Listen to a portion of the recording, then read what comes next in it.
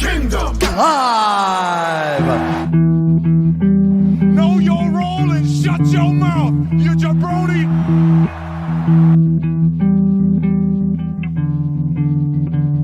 It's Mahomes' house.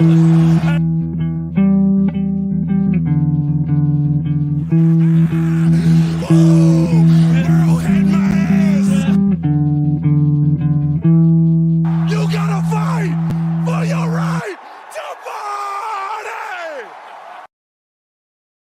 Woo! Howdy, Chiefs Kingdom. It's Wednesday. It's 8 o'clock. That means it's time for Chiefs Kingdom Live. Here we go. Thank you so much to everybody who's joining us. Welcome to CKL. If it's your first time here, or if you haven't already clicked that subscribe button, do that. Hit that like. That helps us out a lot. You all been doing good on the likes here lately, so we really appreciate that. Help spread the word. Appreciation. Tell your friends. Tell your family. Tell the people at the laundromat next time you're down there doing some laundry. Tell them to tell their friends and family. We got a good show going tonight. Took a week off last week. It was a little bit slow with news. Bo was in the process of moving again, so Nick had some stuff going on. Bo's already got the spot set up there out there in the great state of Kentucky. So Nice. Looks like we got some friends here in the chat. Brenda, John V, good to see you all. Thank you guys for waiting. Really appreciate it. That was my fault. Sorry for starting so late. That's all good. Appreciate you swinging by. We're going to talk some Chiefs OTAs. Those have gotten underway. Chat about that a little bit. There's been some NFL rule changes that we're going to talk about. Some other NFL news going around now that teams are starting. It's all voluntary stuff at this point, but teams are starting to wind up. It's almost June, which means July and August training camp will be here, and then preseason games. Goes fast, doesn't it? It goes fast. It does go fast, but Right around the corner. Before we get going, how are y'all doing, Bo? You set up your new spot down there? You digging it? Yeah, man. Yeah, I got all moved in here into Kentucky. Feeling lucky. No, dude, it's great. New digs. Sorry, I got the fan or vent in there, but it is what it is. Got the new setup going. Feeling good. Moved in. Ready to talk some Chiefs. How are you guys doing? Missed you guys. It's been a minute. Yeah. No, I'm doing good. I've taken on a do-it-yourself home project that is a super large amount of work for one dude. Building a patio in my backyard, but I'm doing good. Oh, that's it? Is it true that they say in Kentucky that the chewing tobacco is strictly enforced? There are spittoons in every restaurant still. That's good. That's good. Yeah. Making America great. The law that you have to chew tobacco while in the state of Kentucky. As you cross the border, they hand you a can. They're like, "Here you go. Welcome to Kentucky. Here's your canned dip."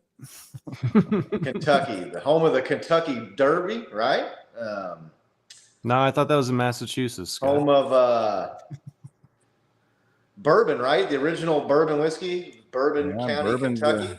Bourbon's a big thing here. There's a distillery trail here, like a beer trail, but just for distilleries of bourbon. So checking that out, checking those off my list. Home of Abraham Lincoln, apparently. Yeah. So Born in Kentucky. It's the state capital. Finding out all these facts, like all these things you kind of remember as a kid, or you definitely forget as an adult. So yeah, I've never actually been to Kentucky. Yeah. So I might have to see if I can get out there sometime. But looks like we got Laney and Big Doug swinging by. Good to see you all. Appreciate it. Hello. Welcome. Let's just talk about this Chiefs OTAs, man. Mini camps getting underway. I believe all of the rookies have signed. So they don't have full squads out there. It's voluntary. Some of the big name veteran players like Chris Jones isn't out there. Some of those guys. Patrick, of course, is out there. But I've seen some highlight videos and saw some Mahomes throwing some passes to MVS and Sky Moore, Kadarius Toney. It's looking like he's getting some action. I'd be interested to see what you guys think about these OTAs, especially the voluntary stuff. How much of an impact do you think that makes? Do you think guys build a lot of good chemistry? Do you think it's more important for younger players? You think a guy like Chris Jones is not being there hurts, helps? What are your overall thoughts about this real early stuff, Nick? I mean, unless somebody gets injured, it can't do anything but help, right? You've got every year's a new team. Yeah. It's the Super Bowl team will not be the same team. We've lost people, so I think that every little bit helps, and it also can show you, not saying anything bad about Christian, he's not there, but it shows you the guys that are the most bought in, the most ready, right? So, I mean, I think it's important. I think it's important for team building. Bo? No, yeah, I completely agree. As far as like Chris Jones and like linemen and stuff, I don't know if there's a lot to do in OTAs. You can't wear pads. You can't really like do a lot of contact. So I mean, I'm sure they're just in the weight room training and kind of getting ready for when they can put pads on. But as far as OTAs, yeah, I really like them, dude. I think like it helps players' skill development, gives players the opportunity like learn new techniques, improve performances that they already works on team bonding and some chemistry, right? Especially with like this team, you're going to need to be on the same level as Patrick Mahomes and Andy Reid, right? And that's a whole nother thing. It like helps these rookies start learning the playbook and the systems that they're starting to run. So I think they're super beneficial. Yeah, I'm excited to see what comes out of it. I saw some videos, like you were saying, I saw Rashee Rice catching some passes. Like, all right, let's check this out. So what are your thoughts on these OTAs? You like them? You for them? Yeah, I mean, I think it's more important for the younger players. They need to learn the playbook. They need to get on the same page with Patrick. Patrick's been doing Camp Patrick down in Texas the last few years, so you feel like the wide receivers, those guys got to jump on things. But yeah, the rookies get in there, get a feel of what it's like to put on that NFL uniform and assimilate themselves into the facilities, get familiar with the building. I mean, like Nick said, other than someone getting hurt, I really don't see how it could hurt. Maybe it doesn't help. A guy like Chris Jones, he probably doesn't need to be there.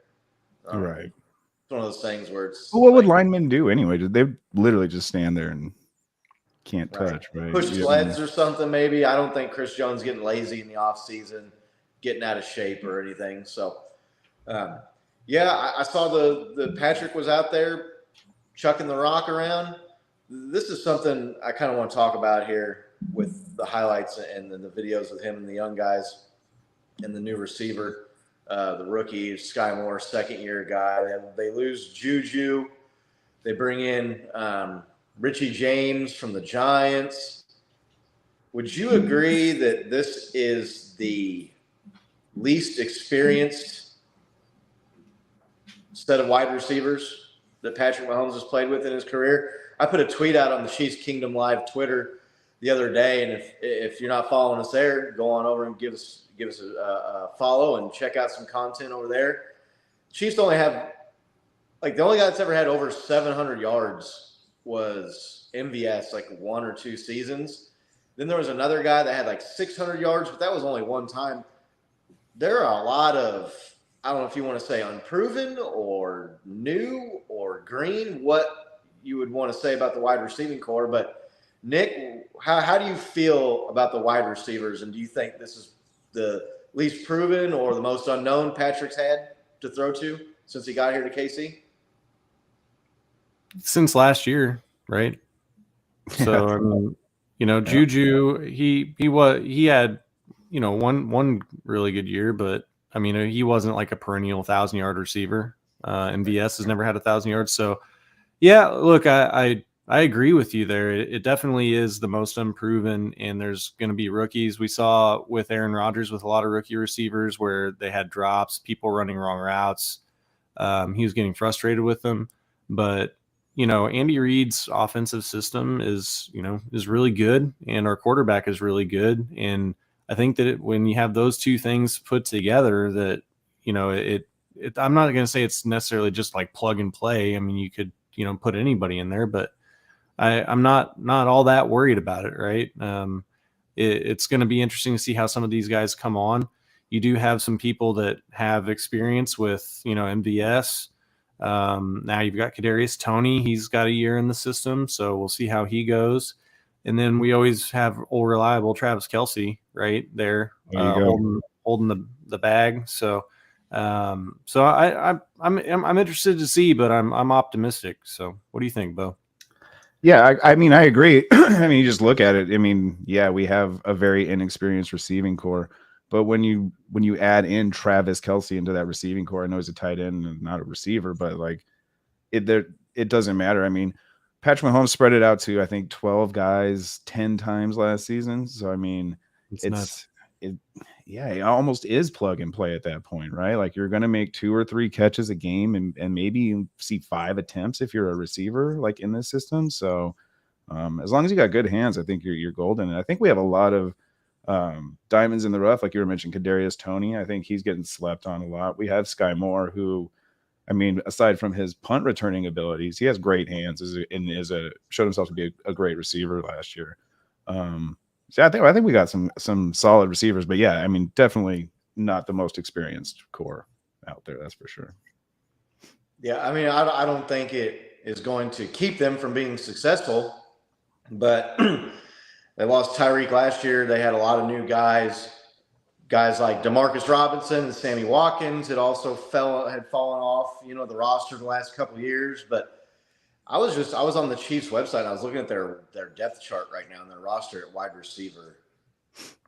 And their most like accomplished receiver is MVS, and I think his career high was like 800 yards or 700, just shy of 800 yards, and the rest of the guys' career highs were like 460, 375, 490, 315, man. Justin Watson, 300. They got a lot of guys.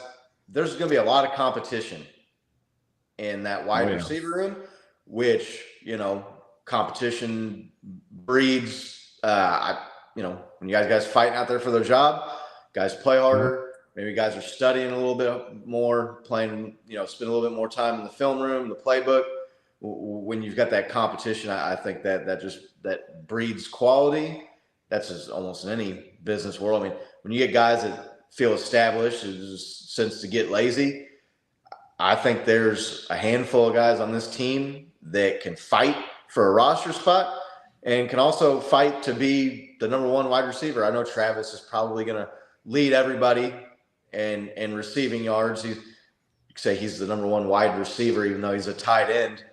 So, but yeah, man, like I was just looking at it. You got Sky Moore, second-year guy. He started to come on more towards the end of last year, but he had an underwhelming season as a second-round pick. 300 yards, no touchdowns until the touchdown that any one of us on this show right now or in the comments could have caught in the Super Bowl. Dude, but if there's ever like a confidence breaker or like a confidence booster, right? Like a streak breaker right there is like catching a touchdown in the Super Bowl, right? Like going into next season, like let's go. Yeah, that's the other thing that I was going to say is that, you look at Tony and MVS and Sky Moore, those guys have AFC Championship and Super Bowl experience. Yeah. So, I mean, they're maybe second year in the system, but I mean, the experience they got in that 1 year is probably worth 5 years in some other systems. So, yeah. But I mean, outside of MVS probably being a lock for the roster, I'm sure Rashee Rice will make the team, being a second-round pick in this year's draft. So he's a lock, even though he's a rookie. Sky Moore is a lock coming in from being a second-round pick from last season, upper round pick. But behind those 2 or 3 guys, there's Justin Watson, there's Justin Ross, there's John Ross, man. Like this Richie James, John Beasley, like maybe he's not too wild about Richie James. I'm not saying I think he's going to come in and set the world on fire and be an all-pro. 2.0, baby. Right? That's what they're calling him, right? Right. There's a lot of guys that are going to be fighting for those last 3 or 4 roster spots at wide receiver. I think that competition is going to help the Chiefs out and make guys hungrier and work harder, just a little bit harder, a little bit better, put in a little bit more time. You know who I saw that I totally forgot about, and I saw him in the OTA video that Chiefs released today, was Jody Fortson. Caught a pass, did a little whoop, whoop, and I was just like, oh, yeah, we have that guy too. Yeah. Hell yeah. That guy's number 88, baby. Yeah. And I guess I should throw Kadarius Toney in as a lock to make the team too. He's not going anywhere after being traded out there. So, yeah, there's going to be some guys fighting for those last 3 spots. But they're all going to be fighting for number one wide receiver. Any one of those guys could step up and be Patrick's main target this year. So they lost McCole Hardman, in the last couple of years. I know we lost Tyreek, but we had McCole. They're really – dude, and every defense in the league is going to be double teaming, triple teaming Travis Kelce, right? Like if you didn't learn your lesson last year, they're going to do it this year, right? Like so, expect guys to be just wide open that aren't Travis Kelce. Yeah, looks like we got our girl Serena jumping in here. What's up, Serena? Good to see you. Welcome to CKL. Yeah, it's gonna be interesting to see. I'm fascinated to find out what that wide receiver core is going to do. I put this out on the Chiefs Kingdom Live Twitter the other day as well. I'd like to get your guys' thoughts on this. We didn't get a chance to talk about it last week. I didn't send the graphic in, so we won't be able to bring it up on the screen. But Kadarius Toney has a small sample size. I feel there are a lot of Chiefs Kingdom, if not the majority of Chiefs Kingdom, looks at him as he's going to be the number one guy at wide receiver. He's small sample size, only having 2 NFL seasons, but he's only played 9 and 10 games in an NFL season. Would you put the over-under at 10.5? Do you think he plays in 11 or more games this year? Or would you bet the under if you had to put like $5 million on it? I mean, if you don't have anything riding on it, it's easy to say, oh, yeah, for $5 million. Play more in 11. But if you had something of substance that you really, really didn't want to lose out on, would you vote the over or the under, Bo? 10.5. Dude, I kind of thought about this a little bit. The over, right? Just because it's hard to bet. An injury-prone player in every season he's played, he's had an injury, right? So what's to stop it from happening again this year? But then you look at players like Christian McCaffrey, right? Like somebody that they get into the team that they want, system that they want, situation they want to be in. Injuries are injuries, right? I really think he was hurt and he just tried to push it and get back in. But I think, with the training staff and the med staff that they have, that guy's going to be 100% ready to roll this year. And yeah, I think he's one of the sleepers. I love him. I love his speed. I love his agility. I love his mindset. Proved to be a huge football brain, pointing out Sky Moore on that open pass. Right. So I just love what he brings to the team. I love his energy. He's young. He's great. I think he was a steal. I think for what we got him for, it was a complete steal. And I don't think it's too far fetched to say he could earn that number one spot over MVS real quick. Yeah, Nick.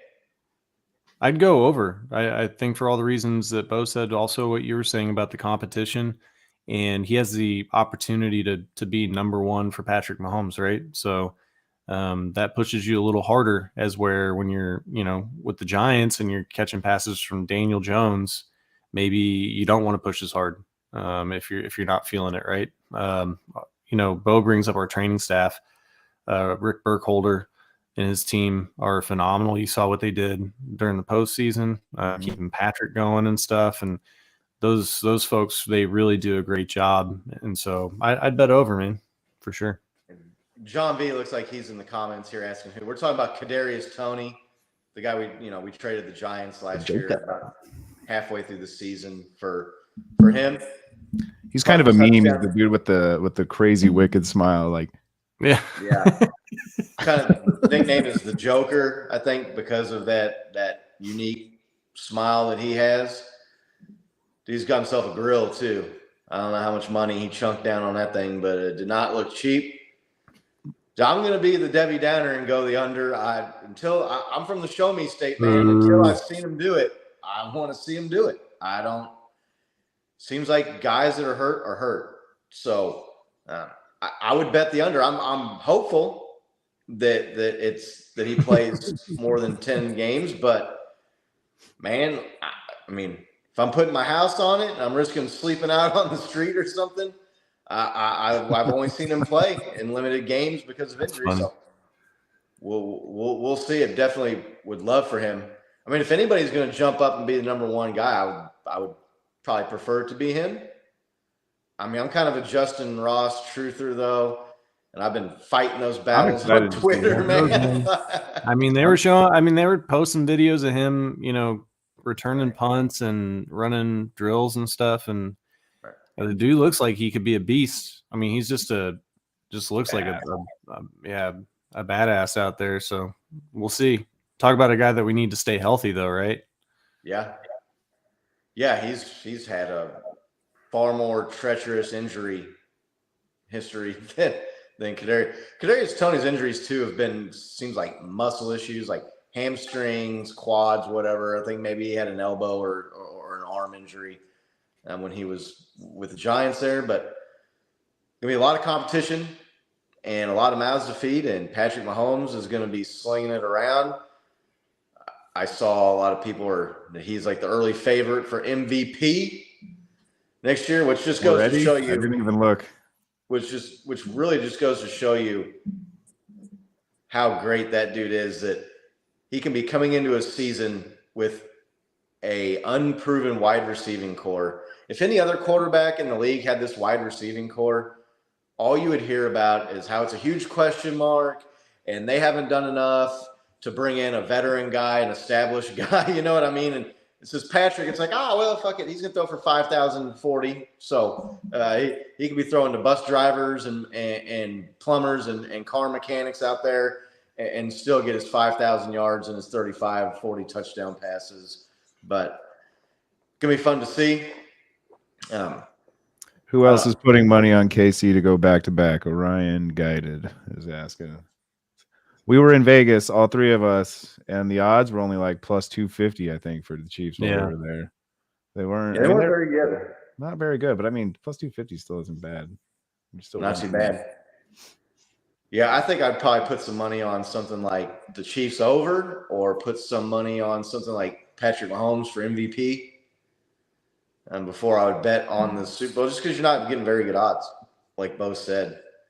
But we'll see. When we get closer to the season, the Bills and the Bengals are going to jump up there, and the Eagles over there. Justin Herbert. I don't know if the Chiefs will be the favorite by the time the season starts. So maybe watch that line a little bit. Watch those DeAndre odds. Hopkins going to go to the Chargers, and Herbert's going to be the favorite again. Watch. And everybody's just going to lose out on all that money again. Could be. Yeah, the DeAndre Hopkins thing, that's crazy to me, man. Like, yeah, you hear he listed 5 quarterbacks that he wants to play for. Like, he's obviously done in Arizona. I know he's still under. None of them were Kyler Murray. None of the 5. None of them. Yeah. On the team that he's on. It was Lamar, Patrick, Josh Allen, Herbert. I can't remember. Jalen Hurts. Yeah, Jalen Hurts. Yeah, those were the 5. Jalen Hurts on there. Look, I get that the guy wants to play for a winner, and I get that the guy wants to get a ring, and that the Cardinals are kind of a mess. It happens, John. But man, dude, you signed the contract. You signed the contract to play for that team, and now you're out here saying that here's the 5 quarterbacks you're going to play with, and one of them isn't even the guy that's on your team that's been throwing you passes. I don't know, man. It's wide receiver position. These guys are divas, and they get their egos. But I don't know, some of these players, I just feel like it's like disrespectful to the team at some point to keep coming out and basically saying, I don't want to play here no more. This team sucks, and I'm too good for this, and I want to go play with these other guys. I don't really like that. To me, that would almost deter me from bringing a guy on a team if I'm a personnel person. I mean, you want a me first guy like that on your team, Nick? What do you think? Oh, yeah. I mean, if he's really, really good, he still got it in him, right? Perennial 1,100-yard year. I could take me first if I also scored 15 touchdowns and 1,700 yards. But for the most part, no. I mean, that's not the culture you want, right? I mean, it's not necessarily just about like what they produce, but there's a lot of guys that produce, but the team still loses. So like, who really gives a shit, right? Oh, you got a lot of great stats on a losing team, Ask Tony Gonzalez how that career worked out for him. Like, I mean, it still sucks to lose. So I'm more about definitely the dudes that are like, I'm here to win, and whatever it takes to win that's the goal that that we're all working towards. So I definitely think that is something that, I mean, you can have like 1 or 2 of those guys maybe on your team. If you have strong leaders like a Mahomes or Chris Jones, right? Frank Clark is gone now. So, that would, but those guys kind of help corral that, I think, a little bit. But for the most part, I mean, I wouldn't really want somebody like that on my team in my locker room, right? So, I mean, Hello? at the end of the day, it's a business, right? And I don't see it being any different than Aaron Rodgers going to the Jets, just ring chasing, right? Like, move me to a better team. This shit is not working here. Like, yeah. Arizona, like, they have some talent. Yeah. I mean, but like, yeah, it's clearly not working down there. And he's getting to the latter end of his profession or his career. And I don't see anything wrong with him. Like, yeah, I want to go to a team that's going to win. These are the 5 teams I think are going to win. Put me on one of those teams. Like, here's my value. I wouldn't be too deterred from it. I think he's had 4 or 5 years consecutively of over 1,100 yards. So, I mean, like, I wouldn't say no to that on this team, right? Like, you're talking about like this inexperienced receiver core. Like, talk about bringing some experience and some talent to the team. Like, that would do it instantly. But Yeah. I wouldn't overspend or overtrade for him by any means. Yeah, man, if you don't want to play in Arizona, why'd you sign that contract and take all that money? You're the reason you're there. You signed the deal. Yeah. Now he got traded there by the Texans, so. But yeah, I don't know. I don't think it's going to happen. I'll be surprised if they trade him, honestly, at this point. Teams that are up there, the upper echelon contenders, drafted guys, have signed guys in free agency by now. Maybe there's a lot of free agents still out there, man. Right, the free agents still early. Maybe training camp rolls around. Some teams get some injuries at the wide receiver position, or you get 2 or 3 weeks in and you get injuries, or your record's real good and you're battling up there at the top of your conference and you want to go trade for a guy at that point. But yeah, I don't see him moving anytime real soon. I must have missed what John V's talking about with John Ross. I don't know what John V apparently. He said John Ross reminds him of Anquan Bolden, I think.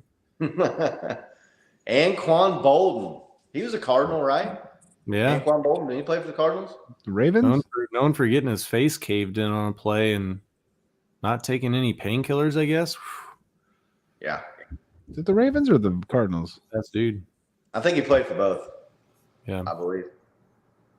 Someone could fact check me there in the comments, or one of you guys. There, but he definitely, him and Larry Fitzgerald, right? We're both on the Cardinals. Definitely on the Cardinals. I don't know if he went to the Ravens or not, but some other NFL news, not necessarily related to the Chiefs. The rules committee or the competition or whatever they call it, the owners committee, made some changes.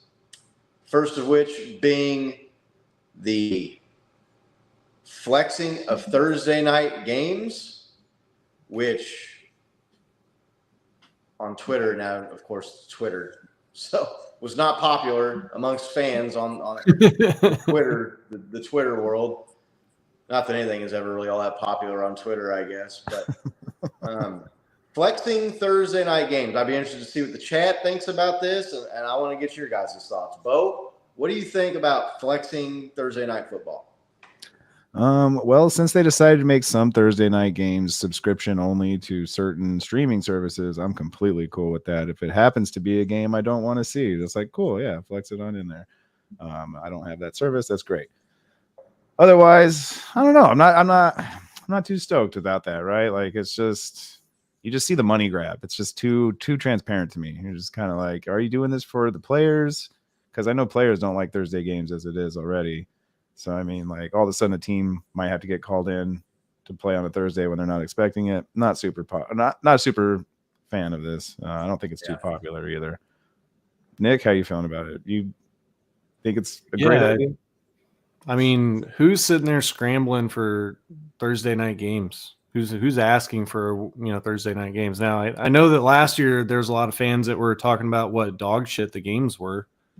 And so I think that they're like, hey, look, we got to get some better games on. It's the only game on TV. You guys, am I cutting out? Sorry. A little bit. You guys froze Looks up. like you're so. catching up, maybe though. Maybe not. So, but yeah, I'm not a fan. Are you? No, I'm not a huge fan of Thursday night games anyway. So, I think it's crap, to be honest. I think it's shitty to the teams to say now you got flexed in, so now you have a shorter week, and I mean it just I don't know. I don't think it's about money, and it's not about necessarily giving people a better product or doing it or making it more fair for competition, right? I mean, when you have to play on shorter notice, like I mean, it affects the team's play. And so, what if they flex like an important divisional game because it's a big game into there? Or I mean, now you're playing for your division on short notice or something. I just it's Or you go through a huge divisional game and you need a week's rest, right? Exactly. Like, nope. Yeah, it's just like too much tampering with the product that is already selling. Everybody's fucking already watching it. You know what I mean? Like we're already here. Like we have a show that like we don't make any money doing, right? Just because we love it so much, we actually put this out there for everybody, and then they're like, well, we want you to pay $8 a month for Jimmy's streaming service so that you can see this Thursday night game. And I don't know, it just makes me angry. Yeah, so we've got Laney in here not understanding what the flex is. It's just like Sunday Night Football, where later in the year they schedule these games, but they could flex the game out. Like if you've got who are going to be two dogs this year? The Browns versus the Bears or something. And it's a late season game. They would move that team into a different time and put a more competitive game with maybe two teams that are in the hunt and just better teams. Teams that would get better ratings. Slot. I mean, this is 1,000,000% Jeff Bezos and Amazon Prime saying, look, we paid you $1 billion for this Thursday Night Football sponsorship, and we got one good game last year. That was the first game of the year that was on Amazon Prime, the Chiefs Chargers. Yeah, that's true. Game. It was the only good game. Huh? That was the only good game that they got all year. They're forking over big time money. Amazon. And Justin Herbert got fucked up in that game too. He did. Yep. I'll never forget seeing Chris Jones land on him, and he goes to the sideline, and they're saying, looks like I think he's got maybe some cracked ribs, was the report on the sideline. He comes back in the game, and literally, like the first or second play back in, he gets run into full speed by Frank Clark right in the ribs. And I was just thinking, good God, that's gotta hurt, man. Hey, broken ribs. Let's have a shark run into you full speed. I thought it made for good TV. Yeah. And the coach, maybe I am a fan of the guys. One of those games. So. Right. But outside of that game, Amazon got nothing for their money last year. So I'm not a fan of it. The thing that I don't like is, let's say you're a fan, and Bo, this can't happen because it's an early season game, but let's say we're going to the Vikings game in Minnesota. We book hotel, we book air flight, we're going out Friday for the game Sunday. Week of the game pops up. Oh, hey, by the way, that game's now going to be the Thursday night game. Yeah. There's a lot of traveling fans. When you watch the NFL, Chiefs Kingdom travels better than anybody. We all know that. But you watch a lot of these other NFL games, there are a ton of road fans at the away games. There's a ton of them. And that would suck.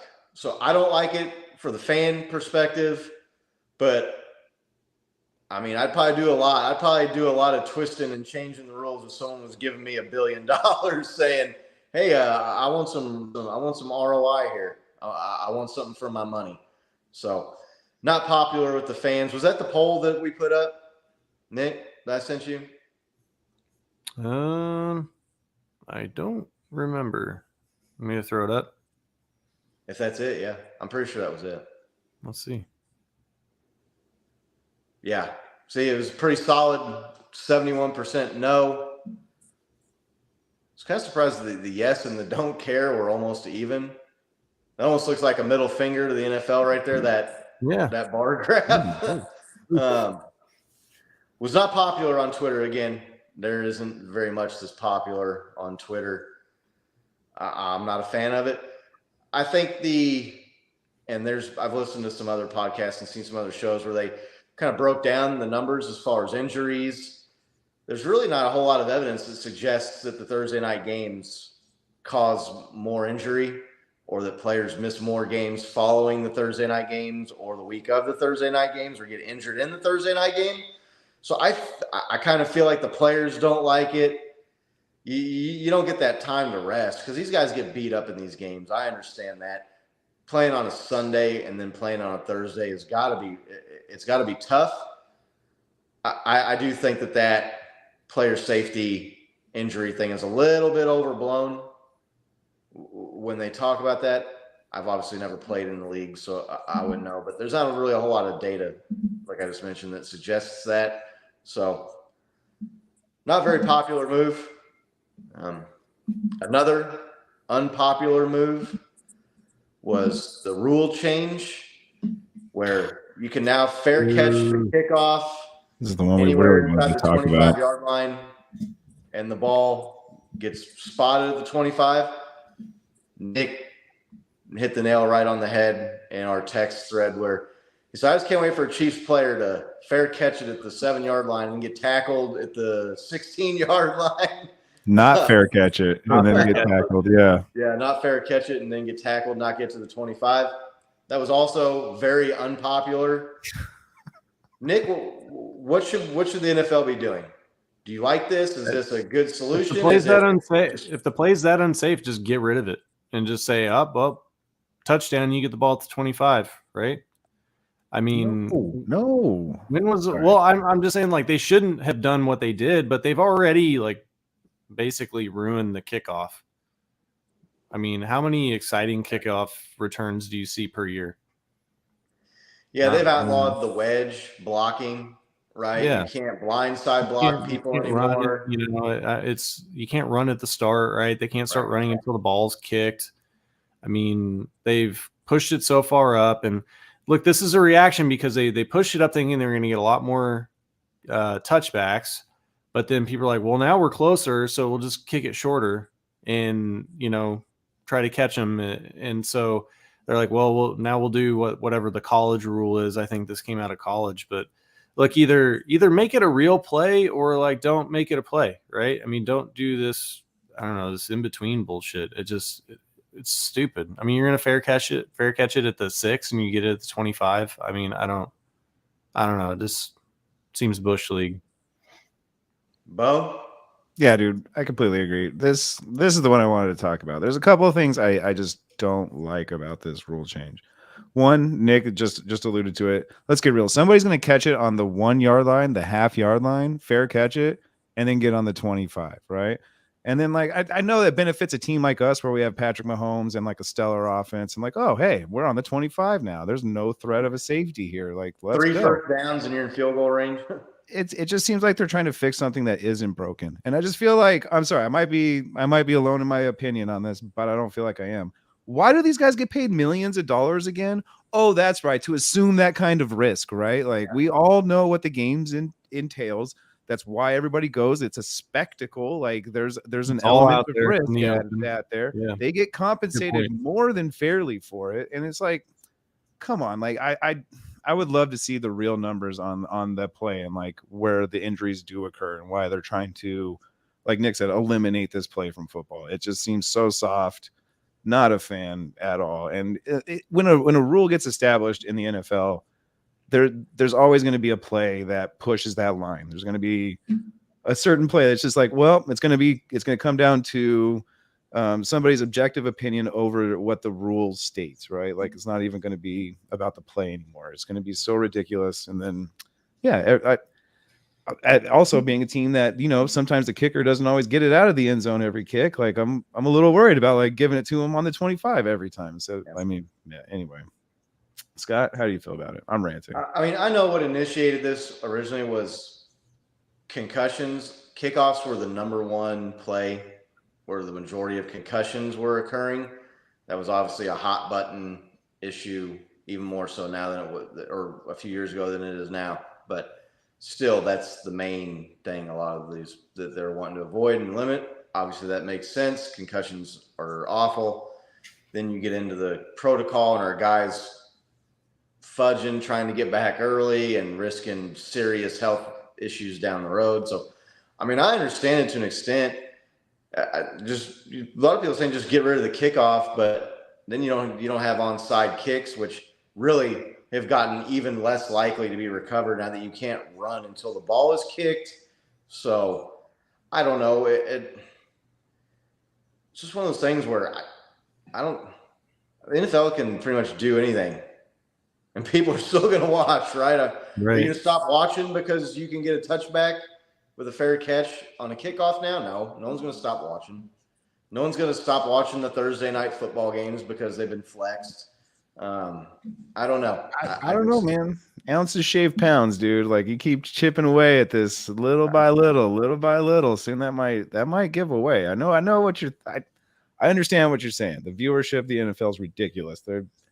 They seem to be gaining more viewers every day. It seems like, but why dampen your product then? Like there is a line, and it does tip. Like there's been some companies recently in the news where they went a certain route, and man, did it not work out for them. And there's stuff, and they were huge companies. Like how could they fail? And yeah, NASCAR used to get 200,000 people to go to every race. I mean, they don't anymore, right? Like because they kept tweaking the product and changing how they did it, and now we're gonna have the chase for the cup, and it's gonna be great, and it's gonna be better, and we're and it becomes unrecognizable to the core fan base. I don't know. I just think it's unnecessary, right? I don't. Yeah, I love the opinion, man. There's nothing they can do. It's gonna hurt the popularity of the sport. Did you guys see what Andy Reid said about it? I did not. Yeah, Andy Reid said, like you keep tweaking this and shaving that, and all of a sudden, before too long, like you're gonna have flag football, right? I mean that's paraphrasing, but they get rid of all the dangerous plays, then yeah, I mean that's what it's going to boil down to. I mean, every play in the NFL is a dangerous play, man. Right. Yeah. I don't know. I mean, can you think of a rule like that they would make though that would make you not watch the game? I can't. Giving the team, giving the offense the ball at the 25 every kick, like as an option. Yeah, I mean that's getting close, man. Like there is a big part of the game that involves pinning the team deep, catching them on the 5, making their offense sweat, like worrying about getting a safety. Oh, we stopped him 3 times. Let's not.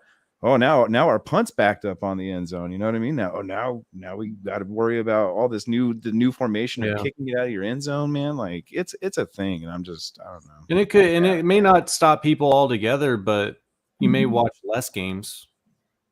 You know? I don't know. I think too. Maybe it's going to be not all this fuss for naught. But you see guys running out of the end zone all the time because they want to make the big play. They want to make the big return. A lot of these special teamers, kick return guys, that's all they do. They want to impress the coaches. They want to stay on the roster. So I think you're still going to see guys catching it at the 2 or the 3 or the 4 yard line and running it. It didn't eliminate returns. Right. That's why they moved it forward, right? Because guys were still catching it in the end zone and running it out of the end zone. So I feel like the league is changing the rules to try to discourage people from doing it, and it's really not having that much of an effect. Personally, I love just taking the ball at the 20 or the 25 yard line, man. Yeah, how many times do you see our guys catch the ball in the damn end zone 4 yards deep? He runs it out. He gets to the 15, gets tackled. Oh, there's a 10-yard holding penalty. Now the ball's on the damn 5 yard line, and you cost yourself and Patrick Mahomes 20 yards. So I'm all for the touchbacks. I feel like I'm such a fence sitter on this because I agree with what you're saying and I hear you. I would love for us to have the ball on the 20. Like I said, Patrick Mahomes or Travis Kelce, let's go. Isaiah Pacheco, like, yeah, no worry about like getting tackled in your own end zone. Let's go. It eliminates the possibility of the human joystick being a thing, right? Where like a guy can run backwards 5 yards and then burn a whole defense and run around and go score Tecmo Bowl style. Like it de-incentivizes that in my opinion. Yeah. Looks like Ryan in here. He's got himself a comment. something about having a month's notice before flex. I don't know. I don't know how they could do that. How are they going to know which games are important in big games with that much notice? I'm not saying that's not correct, but Yeah. that seems like that'd be somewhat difficult. I don't think it's a month's lead time on that. That's for sure. 4 weeks out. I don't know. It could be. I'm not saying that's wrong. I just don't. Man, that seems like that'd be difficult for them to do. Yeah, and I keep saying every year I'm going to do this lost yards stat where I'm going to keep track of how many times the Chiefs ran it out of the end zone instead of taking it at the 25 and got tackled and got a penalty and lost X amount of yards and added up over the course of the season. But I'm not disciplined enough to do it. I wish there was like a stat service where you could look that up. Anger takes over too quickly. You forget to write down the stat. Does. You know it. You watch games with me, man. You know there's what, 2 or 3 things that drive me crazy, right? One is running the kickoff out of the end zone. Yeah. Running it on first down. Running it on first down at the middle was going to be the next one. I was just going to say, so, hey, I guess, I don't know. I guess maybe I'm not as upset by the rule change as a lot of other people are, because I would prefer the Chiefs to take more touchbacks. 25-yard line. So you think about it, 25 what? So Butker is pretty good from about 50, 52 yards in that range, considering good weather if you needed him to. You got to get to what? The opposing team's 35-yard line. So you go to the 25 to the 35. 50 yards. To the 45, to the other 45. Just 3 first downs for the Chiefs. And that's assuming you're only getting 10 yards every time for the first down, right? I mean, if you get a couple of chunk plays where a guy gets 15, 20 yards, and then the other guy gets another 15, 20, you're talking about 2 first downs or 3 first downs, and the Chiefs are in field goal range. I hear you, but like, let's go back like 2 years ago when our defense was such a big question mark. You want every single offense that you're going to play against just starting on the 25 against that shady defense. You know what I mean? I know it's not the same defense. We got new players, no doubt. a little bit more established, but like, man, it's already such an offensive heavy game as it is. Like, I don't know why you got to penalize the defense more. You know, it'd be a total boss move is if they said, we're just going to go back to the original ones and we don't really care about player safety, but we are going to give you a 60-man roster to account for all the people that are going to get destroyed on kick returns. Yeah. Yeah, it's like we got Waylon in here, agrees with John V. Take the bubble wrap off and let him play. Yeah, I mean, I'm an old school football fan too. So, I mean, not old school. Like I'm not old enough. I didn't watch Dick Butkus and guys out there clotheslining people, but just in my lifetime of being a football fan, the game has gotten a lot tamer and a lot less violent, I guess you could say. So yeah. I guess maybe like Joe, like Bo was saying, the water over the stone, maybe the water will wear through and wear down the NFL after enough time and enough changes. But I don't know. Another rule change they talked about is the quarterback situation. The 49ers rule? Yeah, the 49ers rule, the John V rule, as we're going to call it on this show, where the John V 49ers, rule. Their 2 quarterbacks got hurt, so we got to change the rules for them. They're in that Buffalo Bills, Josh Allen territory now, man, changing all the rules around for the 49ers. John V calling it the Purdy rule. What do you guys think about that? Being able to suit up 3 quarterbacks and only 2 count towards the roster spot? Bo, you like that? You don't like that? I'm indifferent on it. I don't really have like a strong opinion one way or the other. Rarely do you see that even like come up to be an issue. Like we did see it last year, obviously, in a really big game. So in that situation, I'm for it, right? Because like, man, like the 49ers were so close. And if they just had a quarterbacks, anybody that could throw, that you could trust to throw in that situation, they would have been fine, right? But because they didn't and they ran, it kind of like killed them. So like in that sense, I'm for it. I just don't understand like why they don't count it as a roster spot. Why not amend the amount of people on the roster? I don't understand that little caveat to it, but that's just me. But this one, I could care less about it. Yeah, I don't care either way. Nick, I mean, if Mahomes had his elbow destroyed, he would have just won the Super Bowl throwing the ball left-handed. So what are we talking about? No, look, I understand why they're doing it, right? Because they don't want to just give an extra roster spot so people use it for something else that's specific to the quarterback. And it's saying, hey, look, we don't want a team to be in a position where the 49ers were, where they're just not able to even be competitive. You could make an argument that by the time you get to the third quarterback, you're probably not going to be competitive anyway. Right. But I understand the thought. I'm okay with it.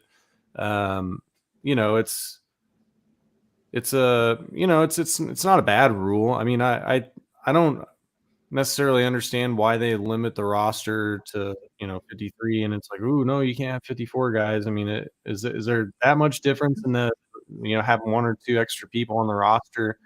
I mean, to me, that it makes more sense to give them extra roster spots so like you can make sure that the game is competitive, right? And when people get hurt and stuff. So I don't have any problem with it at all, but it doesn't mean I'm not going to give John B shit about it because it was his team. Yeah. They have to draw the line somewhere. So they draw it at 53. I mean, you can go to 54 to 55. Next thing you got 100 guys on the roster. So, and some of that is salary cap. Some of that is how many players can teams afford to have on the roster. So is he is he a red shirt since they don't technically count him on the roster? Is he on the practice squad? Like, what's the caveat of like not counting it as a roster spot? Do you know? Well, it's just saying you basically can have 54 players on the team for the game. But you can't use that roster spot for like an extra running back, right? It's got to be a quarterback, is what they're saying. Quarterback. You can only use it if the other two get eliminated. Which saves you from. It's kind of the same thing, right? Because you allow having the extra quarterback so that you don't have to kick a running back or a wide receiver, or a tight end, or an offensive lineman off the roster to have 3 guys active on game day. So. I can't wait for Bill Belichick to run a play where he has 3 quarterbacks. Right. Or the guys in New Orleans, Derek Carr and Taysom Hill. Right. I'd like to know too what trying to think of how to say this. Like, does the third guy, does he only get to play if the other 2 guys get hurt? That's what I was asking. Yeah, like that seems like that should be the caveat, not the roster spot. Right. You just have them there. They go like get some stud running back and be like, he's a quarterback. He played quarterback in college. Travis Kelce. He played quarterback in college. Yeah, in high school. Teams are going to try and manipulate it, but yeah, I don't have a problem with it. I'm with you though, Nick. And to me, it's kind of like, well, okay, so now you're into your third string quarterback. Like, okay. I mean, you got a Joe Burrow on third. You're going 3 deep on your roster with quality quarterbacks. I don't John sitting there going, well, we had Brock Purdy as our third string. It was our third and fourth string that got knocked out. That was the problem. Right. Yeah, Brock Purdy. I'd be interested to see what John thinks since we're on the subject of 49ers quarterbacks real quick. Trey Lance or Brock Purdy if Purdy's healthy, John V. Who are you starting if you're the 49ers?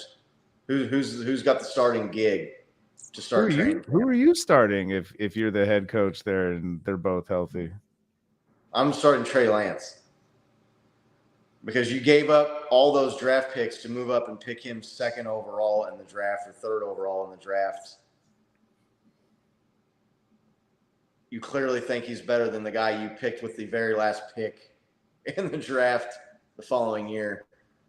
I've watched a lot of Brock Purdy too at Iowa State in Big 12 football.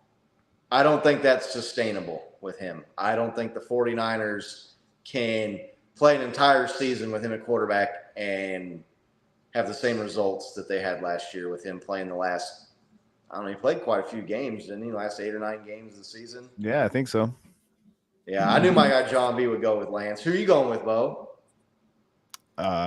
Dude, I don't know. For me, it's like one of those things. It's like, do you try to fix something that isn't broke? Because I mean, what a run that kid had, right? Mr. Irrelevant, they were calling him, and it just came to shine and thwomped all over teams.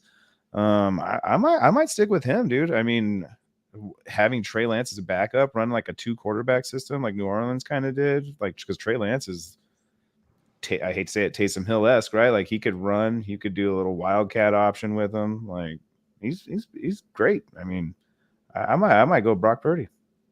Yeah, Nick. Just a side note here. There's a side chat going on about getting hit and hard hits. And Orion said that the Sorensen lighting up Ryan Tannehill is one of his favorite plays. Yeah. Oh yeah. Oh man. Scott and I were at that game. I remember that hit. Dirty Dan just trucked him. I don't know. I think Derrick Henry too. Yeah, he did. Yeah, Dirty Dan. Forever you'll be in my heart. So yeah. Look, I think you just got to see how it plays out in practice and in preseason and all that. And I don't know. I don't think you just give away the job. I think you got to go with whoever you think is going to give your team the best chance to win as a coach. And if that is Brock Purdy, that's Brock Purdy, right? Like there's not going to be any, I don't know, any accolades for him if he sticks with Trey Lance and it turns out like Elvis Grbac did for the Chiefs, right? When we put him back in over Rich Gannon. So you've got to go with whoever you think is going to win. And if you win and you picked it right, then you're in a good spot, right? And look like a genius. Yeah. And the thing is that if you feel like that and he continues to have success, then you just have like a trading chip where you can say, hey, look, we got Trey Lance. We, serendipitously found our guy at the last pick of the draft. And what would you be willing to go, to give for him? Right. I mean, but they're watching him every day in practice, man. I think you just got to, as a coach, you got to go whoever you think is going to give you the best chance to win. Yeah. I mean, if Brock Purdy is better than Trey Lance, then the 49ers scouting department and personnel people are awful. Because if you traded all of those first and second and third round picks away to get Lance at the top of the first round, and then you found a guy better than him with the last pick of the 7th round, you probably should be doing something different for a living. You should probably teams miss on top 10 QBs almost every year, right? Yeah, that's true. I get it. Yeah. But man, from one of the first picks in the draft to the last pick in the draft, you can't pick a guy last that's better than the guy you picked second. But anyway, at least you got the other guy, I guess. I don't know. I mean, it's right. I saw Brenda was asking us about left tackle for the Chiefs. The guy's name is escaping me that we picked up from the Buccaneers. Oh no. Starts with an O, doesn't it? No. I can't think of his name. Someone in the chat give us his name or Nick look it up. But yeah, his numbers did not look very good for Tampa Bay last year. Penalties, I want to say he had like double-digit penalties and gave up 6 sacks.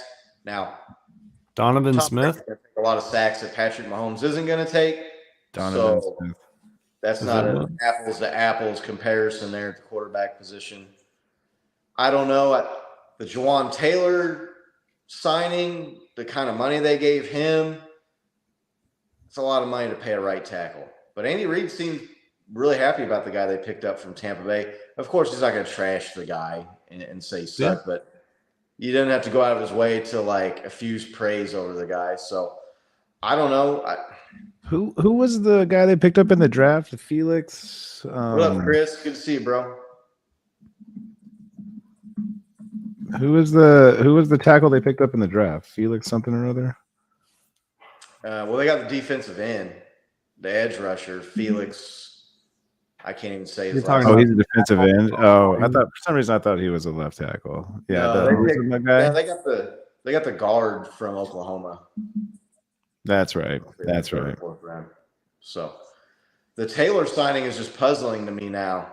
To pay that kind of money to a guy. Yeah, a lot of money for that position, right? You're going to have him at right tackle. I was kind of confused when I saw they picked up a left tackle from the Buccaneers. His numbers didn't look that great from last year. It's kind of, and I put it out on Twitter, and it wasn't very well received. I was like, you couldn't afford the cheetah, but you can pay $60 million to this dude at right tackle? Give me a break. Like, I know it's coming back to the Tyreek Hill contract. You know it is. Anytime they pay some, I'm not going to say meaningless position, but right tackle is easy to fill. And to me, you should be able to get a right tackle for cheap, lay it around in the draft, or pick a guy up that's been cut from another team. Wasn't that pretty similar to the Tooney contract, though? What's that? Wasn't the Taylor money pretty similar to like what we paid Joe Tooney? Was it like 63? Yeah. Yeah, Joe Tooney's a guard, and Joe Tooney's also like a multiple-time first-team All-Pro offensive guard. He's the best in the league. I don't know that anybody thought that Juwan Taylor was the best right tackle in the league, so Right. don't know how much that Morris. changes. That's Don't know it. if that Thank you, changes that Brenda. there. What's that? That's the name I was thinking of. Oyana Morris. Yeah, played with Trey Smith at Tennessee for a year before he went to Oklahoma. So those guys are familiar with each other. That's looking like that could be a good pickup. Chiefs draft was pretty good. We talked about it. If you missed our NFL draft breakdown episode from a few weeks ago, you can scroll back there after this episode's over and check that out. I thought it was pretty good. I thought our schedule breakdown episode too, the last one we did 2 weeks ago after they announced the Chiefs, was really good. We got in depth on the opponents and the way it lined up and the way the bye week scheduled and the way the Chiefs matched up with some of those teams and previous contests. So I definitely go back if you're new and check that one out. I thought that was really well done and it make you sound smarter at the water cooler. I don't know if it'll make you sound smart, but Not if you're quoting us. right. Right. Other news, Aaron Rodgers appears to be a minor injury. Aaron got hurt. But Aaron Rodgers gets hurt right out of the gate in New York. Man, if you're the Jets, you go out and get Fuck to be a Jets fan, bro. you go out and you get Aaron Rodgers, and he gets hurt right away. And it looks like he's going to be all right. I saw Allen Lazard got banged up a little bit too, so maybe Aaron Rodgers doesn't need OTAs. Maybe you put him in that Chris Jones, although he's a quarterback. I guess how are you going to get out there and throw passes and run these drills without that? So, dude, it was my impression that players don't have contact, especially with the quarterback during this time, right? Like, what are they doing that he gets hurt? Is he just he threw too much and he got hurt? Like, do you know what the injury is? Because this dude, oh man, that is not good news if you're a Jets fan. no. No, and that's another thing that people were talking about, made the Chiefs' schedule all that so tough that they got to play Sunday Night Football against the Jets on the road, and Aaron Rodgers. Right. Tweaked his Yeah. And I can attest as a guy that's pushing 40 that, man, you don't heal quite as fast as you did. Right. No, you I don't don't. care what kind of protocols you go through for immunization or whatever the hell he's doing. No matter how much with time medicine, start. I mean, he's probably getting some sort of deer antler spray or something. But yeah, I don't know. Lego's back. Good to see you. Thanks for. We signed not the quarterback, but the cornerback, Lamar Jackson. He's wondering if we think he's going to make the roster. I can't tell you much about that dude, to be honest. Same. Just that he shares a name with another famous football player.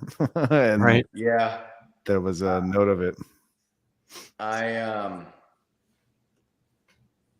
That's stiff competition at the cornerback position.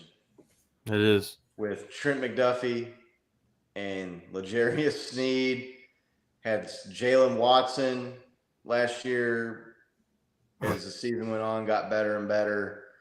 They've got pretty solid depth at that position, and the starters are super solid at cornerback for the Chiefs. So I don't know. It's really hard because they got so many guys. They got like 90 guys, right, that you can have signed on the roster right now until training camp comes around, and you just have to start whittling them down. So I thought he was asking about Lamar Jackson, the running back, the quarterback for the Ravens. I was like, yeah, I think he makes that wrong. Yeah, I'm pretty sure Lamar Jackson's going to make it. I don't think the Ravens should have paid him that much money, though. I think you've seen it the last 2 years. At the end of the year, he was hurt. I don't know. That's such a tough spot, though. Helps us out in the AFC if they made a bad move, right? Right. The guy's he's won so many games and he's won an MVP. It's hard to just say, okay, see you later. I get it. But at the same time, how bad the Ravens want to, though, right now, right? You know that they do. Oh, man. It seemed like they wanted to get rid of him. Right. That's what I mean. At the last minute, I don't know what it was. They caved, or I don't know if that's the right way to describe it or not, but it was just like all of a sudden he was going to leave and they weren't going to pay him and they were holding their ground, and he finally had said he wanted out, and then it was like, hey, we got a contract for him. Okay. Didn't see that coming, but big money. Yeah, a lot of money. So, yeah, I don't know the Aaron Rodgers thing. Maybe not your 40-year-old quarterback out there in OTAs. Have the backups get some work with the receivers. But he's got to get in timing, too. He's on a new team. They brought Alan Lazard over and Randall Cobb, but Garrett Wilson, that second-year guy who looks really good on the Jets, then you guys got to hook up and start playing together. So I guess, if you're always worried about getting hurt, you never play or practice, right? Yeah. Yeah, true. Now I'm just sitting here trying to look. What week was that Jets game? It's week 4. Week 4. Yeah. Dude, does the NFL lose out again on the Patrick Mahomes, Aaron Rodgers? Bo said it in our schedule breakdown show. He thought something weird would happen and that we would never get the Aaron Rodgers, Patrick Mahomes game. That's strange, right? All of a sudden, COVID toe is going to come around week 4 again. COVID toe. Yeah, I don't know. I'm glad Bo jinxed Aaron Rodgers and not Patrick Mahomes. I don't think I jinxed him. Yeah, Patrick Mahomes saying today, Brenda is pointing out here that they kind of asked him about the contracts and all these guys getting all this money and being the top paid guy or reworking his deal. And he kind of said what he's been saying. There's more important things than just money, and I want to have a good team around me. And he's getting $500 million from the Chiefs as it is. That guy, he probably makes more money in endorsements too than he does playing football. I don't know. Doesn't he own a couple sports teams as well? He owns the women's soccer team, part of the men's, the baseball, part of the Royals, right? Dude, he opened a Whataburger not too far from my house here. Right. That place, lines around the building 24/7, dude. Like, that's just because they take forever to pump out food. Well, it does take a little bit longer to make the food, but it's good. I like it. I'm a fan of Whataburger, but yeah, that dude's got a Bose money, Adidas money. Shit, man, that guy's got so many. Says it's not about the money. Right. Something I think that gets lost too, and Patrick talks about not being about, being the highest paid guy. He understands other guys are going to make more than him. More than just the money. He's a humble guy. He doesn't have that ego where he's like, I've got to be the highest paid guy at my position. You know what I mean? Like, He knows he's the best. You don't have to make the most money to know that he's the best. Yeah, I think it's been there, done that for him. He was that guy. He got all the accolades. He's heard that, right? Like I don't know. He's also transcended the sport, and there's a lot more financial opportunity for you once you can do that. What? John he's dragging roadkill down the road here.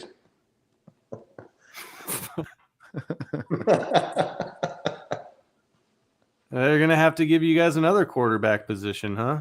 Right. It wasn't Brock Purdy, was it? Or 49ers quarterback. His name definitely isn't Brock Sturdy. No, definitely not. Yeah. Oakley's. Brenda's got Oakley's. What else is there? Patrick's getting paid. He's got that ride share, the private jet subscription. He had Beats for a minute. member thing. So that dude, he basically flies anywhere he wants on a private jet for free. Can't forget about that State Farm money. Pulling it State back. Farm, how can I forget about that one? Yeah, he's on those Hyper Ice. He does the posters for those, right? Like the little muscle relaxer things. Man. Dr. Scholl's insoles. No, I don't know. Right. He's that guy. Who could forget his tickets for less money? You think he's still getting tickets for less money? Dude, he's getting Kermit the Frog royalties. Like, that dude's had money. Like, come on. Dude, Patrick Mahomes, I still hear the tickets for less commercials. Mr. Goodsense, I still hear those from time to time. So he got paid on those. Those were like rookie year deals. Those were rookie year deals. Yeah, he was doing those when Alex Smith was still starting. Yep. Hey there, Chiefs fans. I remember thinking, like, is this what the guy sounds like? I mean, it seems so long ago because his voice sounds normal now, but yeah. Nah, the dude is making bank. He doesn't need to get that $50 million a year. Right, and again, it just goes back to he doesn't need to be paid the most to know that he's the best. Scott shows some compassion. Purdy's elbow is held together by a bread tie, and I'm dragging roadkill.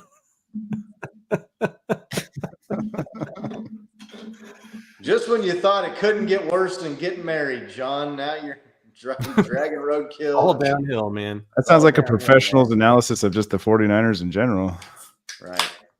For those of you who don't know our buddy John V from the Locker Room Rant, he's the king of Ohio 49ers fans.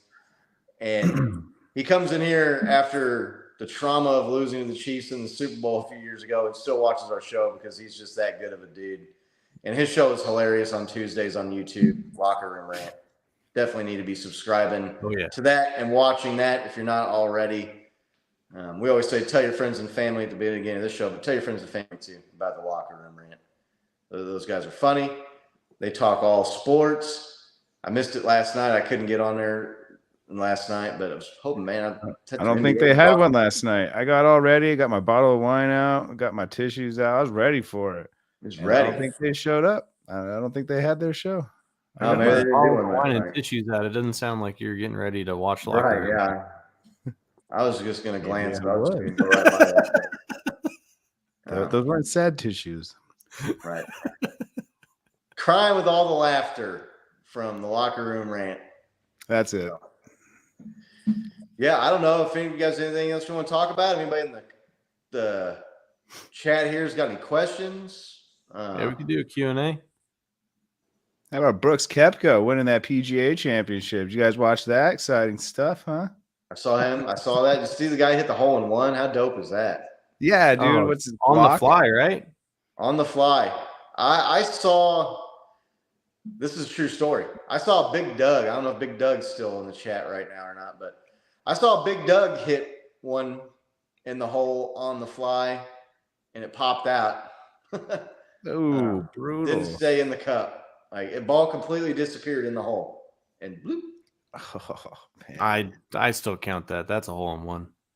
I would count it. I'd put it on the scorecard. It's got to stay in the hole. It's got to stay in the cup, man. I don't know.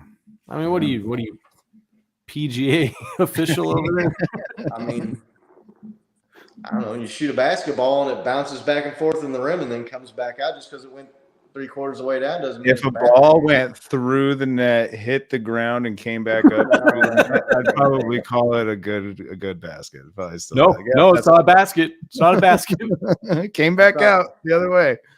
That's not the same. See here, it says in Rule 14B subsection C. I know what you're saying, though, Scott. I mean, I don't think you need to be a golf expert to know the ball has to stay in the hole. But I've been golfing for like 20 years now. Never even come close to a hole in one. I never lipped it off the edge, like hit the pin, like not even close. I'm also a terrible golfer, but that's I went through a streak. Big Doug can confirm this, where I probably over the course of a summer had 10 chip-ins from the green or off the green. Hell yeah. I was just nailing it. So we got Lego. Thoughts on McKinnon? Will he step up and really buy in?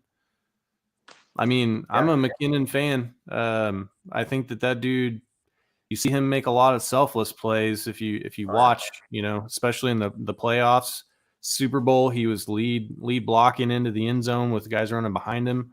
On that Pacheco touchdown, I think it is, he was protecting Patrick. I mean, just flipping dudes up in the air, laying the wood to people, not just chip blocking. So I don't think you have to worry about that guy necessarily buying in. But I mean, he's not going to get a big long contract at his age. They're kind of doing him on a as they come. So yeah, he got his big deal from the 49ers. So thank you for that. Appreciate that. Yeah, no, he's a team dude. He's a team player for sure. And I'm excited they brought him back. Dude, I keep thinking about Pacheco McKinnon combo, and I'm stoked for our running game. I'm like, all right, we're actually solid there for once, right? Like, we got a good little 1-2 punch behind Patrick there. John's on the update here. I'm using a rake to see what it is. John, you just drive around with a rake in the back of your car or what? Doing this at the car wash. Did you have to go home first and get the rake, or did you just randomly have a rake? Maybe John runs over and drags roadkill a lot up there in Ohio. I don't know, but just had a rake with him. You don't carry a rake with you when you go out, just in case? Not usually. Oh man, what other questions do we have out there? Just something about Jalen Watson I saw fly up a lot. Oh man, got John C's back. What's up, John C? What's up, dude? See, bro. Oh yeah, John went home and got a rake. Okay, that makes more sense. Jalen Watson, he played well as the year went on, got better and better. He had an interception in the championship game and the divisional round, both playoff games, right, against the Jaguars and the Bengals. So, he had that interception against the Chargers, won it for us essentially. Yeah, game-winning pick 6 against the Chargers. So, that interception in the Jaguars game was sick. Wasn't that what is the next step other than crushing it like he did? I'm curious. Yeah, exactly. I hope so. Yeah, he had some rookie moments earlier in the year, especially in that Bills game. He got beat a couple times over the top, but some of that safety helped too. But I expect him to be good. Yeah, no reason for him not to be, right? Like, I feel like in this league you only get better. And he was the Wendy's cook, right? That came on. That was his story, right? Yep. That dude has so much drive. I see him taking the next step, being professional about it and getting better. A pick 5, a pick 6. Yeah, I figure. He's probably locked in there, pretty solid. Yeah. So should we bring the Shark back, and if so, at a vet minimum? If you can get him at a veteran minimum, I would bring him back. I'd bring him back at a little bit more than that. Yep. It's just I don't know with the defensive line that they've got Chris Jones. They drafted that tackle Coburn from Texas. They drafted George Karlaftis last year. He really came on and came alive at the end of the year. I want to say he had 7 or 8 sacks in the last 8 or 9 games, including the playoffs. Then they drafted K-State Defensive Player of the Year in the Big 12 edge rusher. Don't know how many spots there are on the defensive line. You only get so many. We were just talking about roster spot exemption for the quarterback. You only get so many. Well, hold on. Can Frank Clark play quarterback? I think he can. Be the first team to ever start a quarterback on defense. Last I heard is he could. What do you think? You think Prince, this is from John C., Prince makes the 4th spot at running back? Ooh, I like that question. I feel like, there's no reason why he shouldn't. At 3rd spot, he's even got a shot there. I think that's up for grabs right now. Who would be? Who do we have beyond McKinnon and Pacheco on the roster right now? Do we still have CEH? Yeah, we still have CEH, so he's at that 3rd spot. But I kind of feel like he might have didn't one pick foot up out the his door, or figure we option, might be right? pushing him with one foot out the door. Like, I don't know. I don't feel like CEH's spot's secure 100%. No. Look, here's the thing: is the Chiefs, they don't generally keep 4 running backs on the team. Like, they usually have 3 guys. Yeah. And unless they've finally moved on from the fullback position, it's Pacheco and McKinnon. Yeah, Pacheco and McKinnon are locked in. Yeah. Going to come down to this Prince guy. He's pretty raw. He played at a small school. He wasn't drafted. He's a free agent signing. So he's got speed. And we saw Isaiah Pacheco was a 7th round pick. He was 1 round away from not being drafted. Don't know if anybody would have even drafted him if the Chiefs didn't pick him up. So it's not to say that this guy from Tulsa, Prince, can't be a good NFL running back. Man, I think it's gonna be hard for the Chiefs to just peace out on Clyde, though. Just like, I mean, they already kind of alluded to it, right? They didn't extend his they didn't pick up his option. Yeah, Right. Next year. So I think they're moving. I think they're in the moving on process, but I don't know that they're ready to just cut bait and run from like him. a Band-Aid, bro. Just got to get it done quick and easy. Put a Prince in there. Look, I mean, if you've watched this show at all, you know I'm not going to shed any tears if Clyde Edwards-Helaire's cut from the team. I mean, I'm not going to be on suicide watch or anything. I'm not going to take my shoestrings from me, but like I'll we had believe to it when do I when see it. Tyreek left. Like I said earlier, Scott's I'm talking joking. about- You think he's joking? We were had doing to well do with that checks for him. on Scott when Tyreek was traded. We didn't even let him sleep with sheets. So Dude, I was at work, and I was at work when I found that out, and people were like, "You okay?" like, no, I'm No. not. Those were sad not tissues, okay. though. Those were sad tissues. Those were sad issues. Right, I went from anger to sadness pretty quickly. So We all did. got past it though, and they ended up winning the Super Bowl without him. So It only took a Super Bowl victory to get past it, right? And then even then, I mean, I'm still not past it. They would have won the Super Bowl with Tyreek Hill last year. Okay, don't get me started on this whole.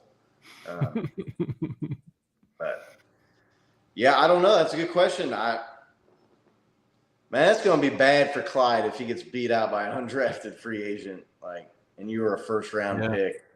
Life comes at you fast, bro. Yeah, one of the more forgettable and regrettable 1st round picks in Chiefs history, CEH. Hey, nobody wins them all, man.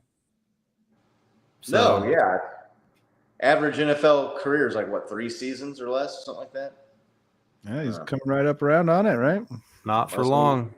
A lot of guys don't make it. Yeah, there you go. The NFL, the not for long league. But Yeah. All right, we got a couple more here, and we'll probably get out. Thoughts on Trey Smith? he's a dog. He's been a steal where we drafted him, right? I mean, Yeah. solid player. Yeah.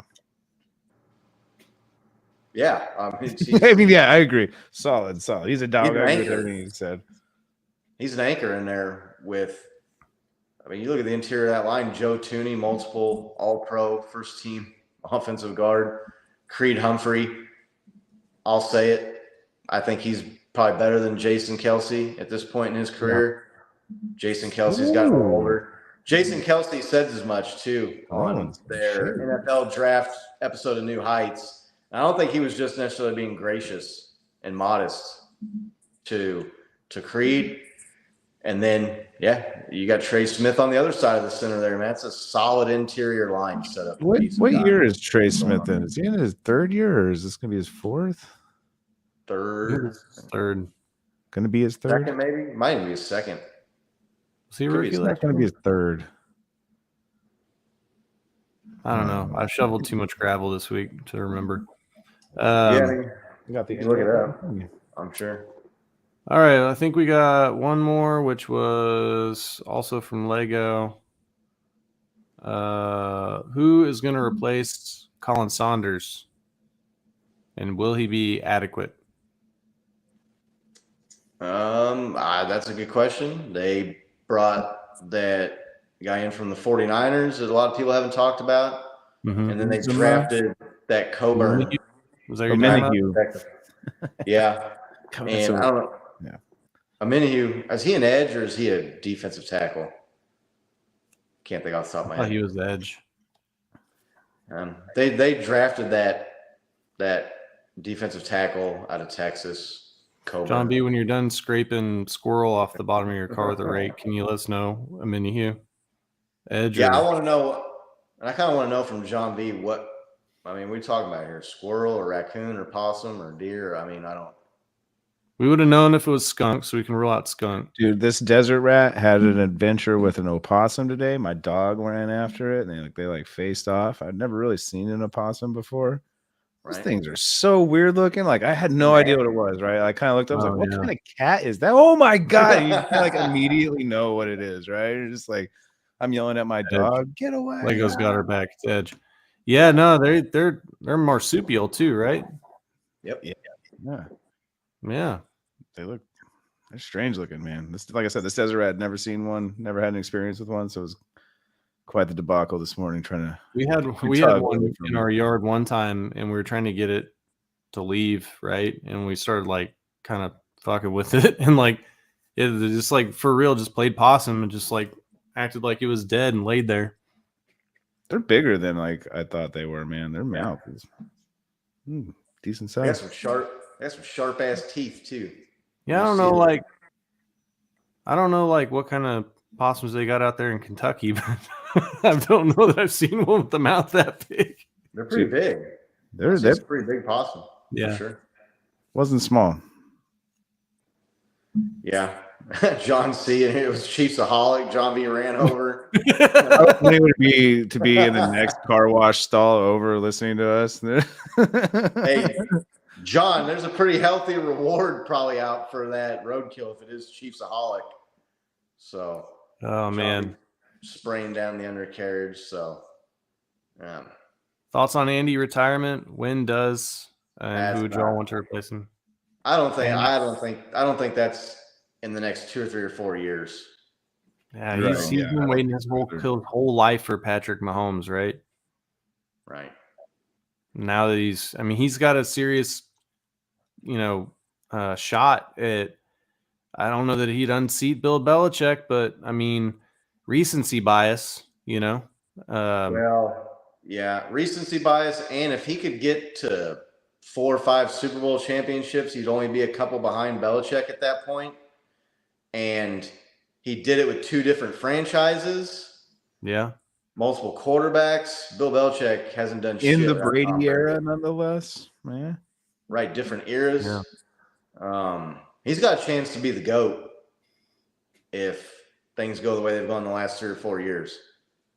So, yeah, I don't see that happening anytime soon. Barring anything external to football that would prevent him from being able to coach, right? Yeah, I don't know, John, if they'll ride in the sunset together because I think Patrick's got another 15 years in him, 14, 15 seasons, and Andy Reid would be pretty old. 14 seasons? Man, I hope you're right on that one, dude.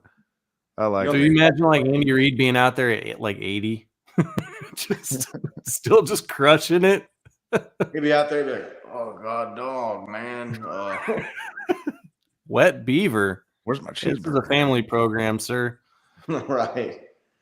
Well, thanks for joining Chiefs Kingdom Live.